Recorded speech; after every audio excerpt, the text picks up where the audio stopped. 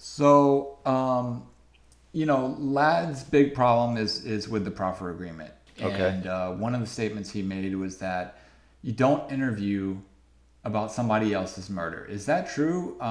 If do you not interview somebody if other detectives, if it's another detective's murder?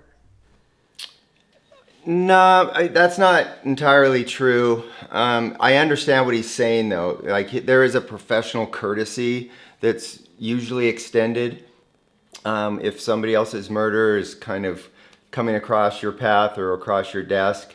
You usually coordinate with the other agency, but not always. And as we'll see, as I'm going to show you some, demonstrate to you that it's not uncommon at all for detectives to go and do interviews.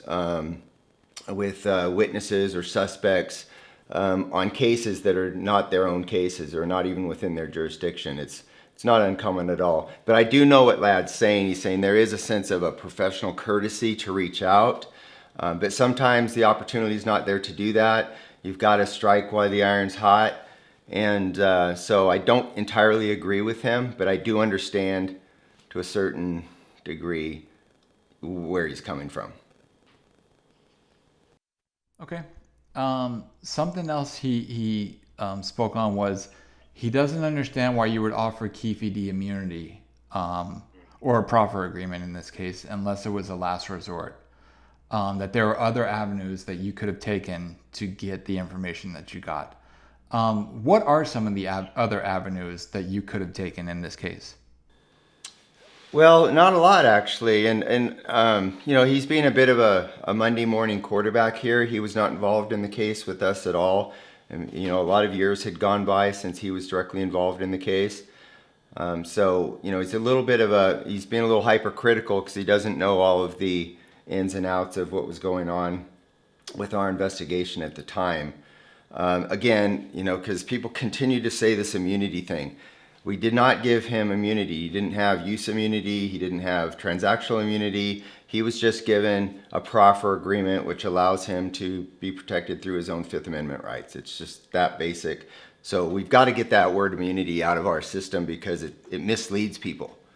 Obviously, he didn't have immunity. Otherwise, he wouldn't be in jail right now. So there's that. Just clarifying those terms because sometimes they're important. And he's right. I didn't have any authority to give a proffer session. I don't have that authority. No detective does. That authority comes from whatever the governing judicial body of that area is. In this case, it was the U.S. Attorney's Office in Los Angeles. And they obviously have the authority to do it, and that's why they do it. So when he says that we didn't have the authority, I don't know what he means by that because clearly the U.S. Attorney's has the authority, and they did. They offered it. But then going on to the next kind of component of that is, did we have the authority to not advise Las Vegas of what we were doing? And again, this goes way outside of my pay grade. Now that decision was made at levels way above me. I informed my lieutenant that we would like to try to do this thing with Keefe D. He told the captain told the commander went to the deputy chief. Our deputy chief, who happened to be the chief legal counsel for the department, signed off on it. He goes, I agree. I think this is a good approach for the time being. We'll bring Vegas on board. We need to protect the confidentiality of Keefe D working as an informant for the moment. And if Las Vegas has any grief over it, he was going to deal with it at the management level. So, and it was a decision that we all collectively made.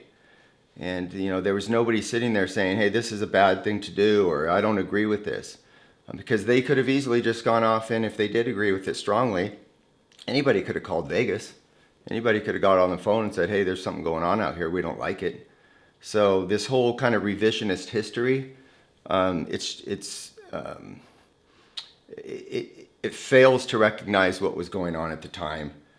I agree I didn't have any authority, but that doesn't mean that authority wasn't there and that these things weren't done with a collective agreement of different people.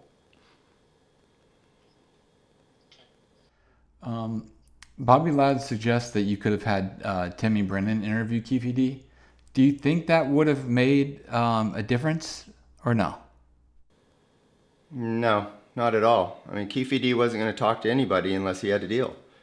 That's just the plain and simple truth of it all.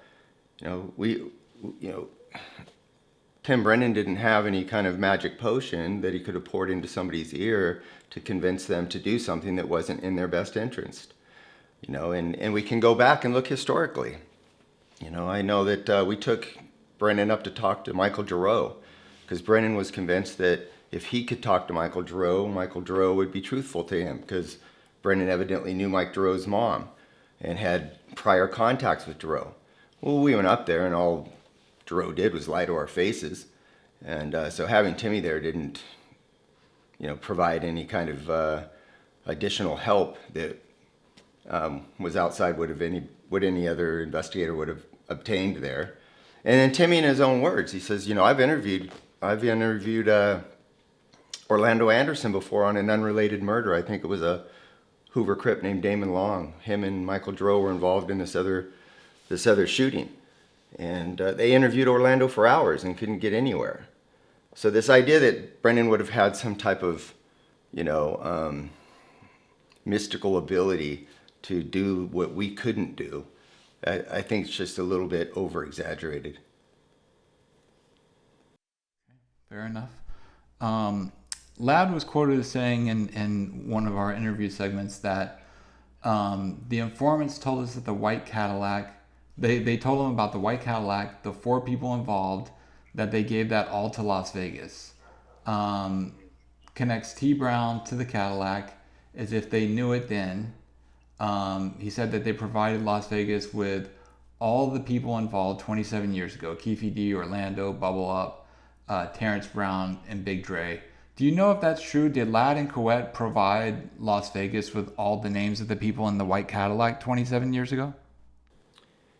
No, I don't believe so. I mean, the documentation refutes that claim. I think that, again, this is highly over-exaggerated as to what was going on back at the time. We have Timmy Brennan's search warrant where he lists in there what happened when they went out and met with Las Vegas. And then we have Las Vegas's version of that meeting when Brennan, Cowett, and Fournier all went out there. There's no mention whatsoever of Keefe D, Terrence Brown, or DeAndre Smith. Everybody already knew that Orlando Anderson was the primary suspect. Vegas was getting those calls in almost from day one. So Orlando's name was nothing new. What they did was went out and verified that the guy in the video with the jersey on was Orlando. That's how they helped Vegas. But as far as saying that Keefe D was in Vegas or even involved, or that DeAndre Smith was in Vegas or even involved, or that Terrence Brown was in Vegas or even involved, that's all refuted by the documentation. They went out there and they thought it was a guy named Darnell Brim, Davion Brooks, and of course Orlando. Those were the names that they gave to Vegas. Those were the names that Vegas then wrote down in their report. So this is also very problematic now.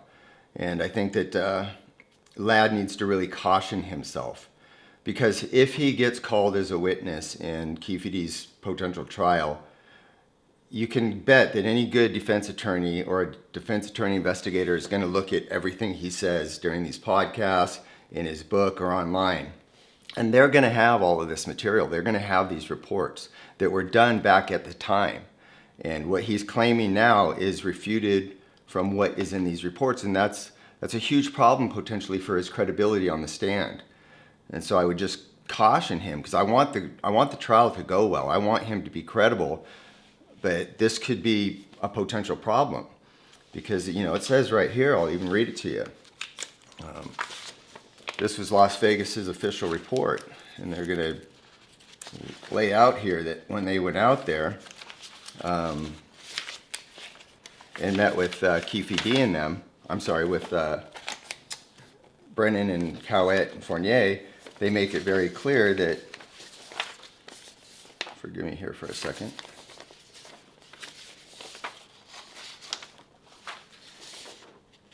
Written down here somewhere. But anyways, how about this? I'll send you the copies of the report, and you can just actually post them on your video, where it clearly says that the names of Keefe D, or DeAndre Smith, and Terrence Brown were never ever mentioned. Those don't come up till much, much later. In fact, to add to this, Vegas is the one that told Brennan and those guys about T. Brown, because they got a phone call from an anonymous phone call that says, hey, Terrence Brown was out there, he might have been involved. So it was actually the other way around, where Vegas was telling Brennan and Coat and Fournier about T. Brown long before they ever brought that name up.